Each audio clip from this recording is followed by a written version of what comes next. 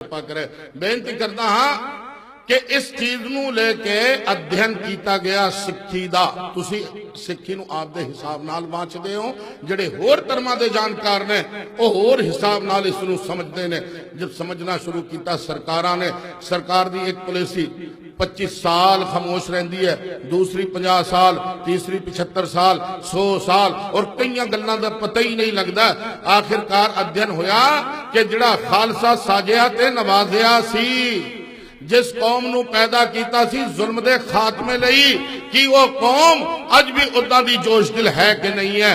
ते सन 47 दे युद्ध नूं जिहड़ा अंग्रेजां दे नाल साडे मुल्क ते आके काबिज होए से, उस युद्ध नूं सामने रख के जब अध्ययन किया गया, इन्ना वड्डा हिंदुस्तान जिथे सिखां दी तादाद 2% भी नहीं, जब इन्हां दी कुर्बानियां दा अध्ययन होया कि 121 नूं फाहे दी सजा सुनाई, जिच 93 गुरु दे लाल, जलियांवाले बाग चो 1326 शहादतां हुईयां, 793 सिख, उमर कैद की सजा सुनाई गई 2646 नूं, 2147 सिख, बज घाट ते शहादतां हुईयां 113, 67 सिख, गुरसिख वीरो 196 कूके लहर दियां शहादतां ते 520 अकालियां दियां शहादतां। बस भागना पै गईयां। कहंदे गुरु ने शेर पैदा कीते हैं, तादाद तां देखो कुल 2% है कि कुर्बानियां देखो 87%। हुण तैयारी की गई कि इन्हों किस तरह कच्चा किया जाए, ते 15 एजेंडे पास हुए। पहला एजेंडा सी कि जिहड़े सरोवर ने उन्होंने छप्पड़ दसना शुरू कर दो। दूसरा एजेंडा सी संत शब्द की निंदा करनी शुरू कर दो। तीसरा एजेंडा सी बाणी नूं तोता रटन कहना शुरू कर दो। चौथा एजेंडा सी मुसलमानां दा ते सिखां दा फर्क पवाना शुरू कर दो।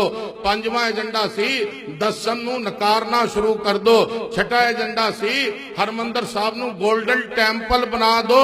तस्बीह सा तिस पाओ सी नानक रखे लाज, ताकि जिहड़ी कौम है वो सारी दी सारी कौम भावना तो दूर हो जावे। और इसी तरह एजेंडा सी कि सिंह साहिबान दा रोब खत्म कर दो।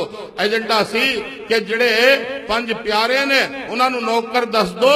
एजेंडा सी कि गुरु ग्रंथ साहब जी नूं प्रगट गुरां दी दे ना मन्नो। और लास्ट दा जिहड़ा एजेंडा सी वो ये सी कि 5 बाणियां दा अमृत नहीं बल्कि 2 बाणियां दा अमृत पिया के सिखां नूं गुमराह कर दो। क्योंकि सिखां तो किसी नूं एलर्जी नहीं, एलर्जी है ते खालसे तो है।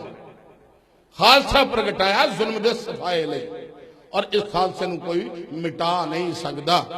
अज मैं इस स्थान दे मेरे छोटे वीर, देसी जबान बोल लेना, ते आप जियां दे पीर, ਇਹ ਕਹਿੰਦਾ है फकीर, इत्थे दी जिहड़ी मस्ती है इस स्थान दी ਉਹ पंजाब च बहुत घट पाई जाती है। ते ਉਹ भी बूटा है जिहड़ा कि बूटा लग्या सी राणा साहब दी सरजमीन तो। ते अज उस रिश्ते नूं मुख रखते हुए असी आप दे वल्लों संत महापुरख बाबा भुपिंदर सिंह जी नूं सद्दिया है, इन्हां नूं यादगार अवार्ड दिता है। जे अगर कोई मैनू राणा साहब दा संगी समझ के 1 रुपया दिंदा, मैनू नहीं चाहिदा, पर प्यार जरूर चाहिदा है।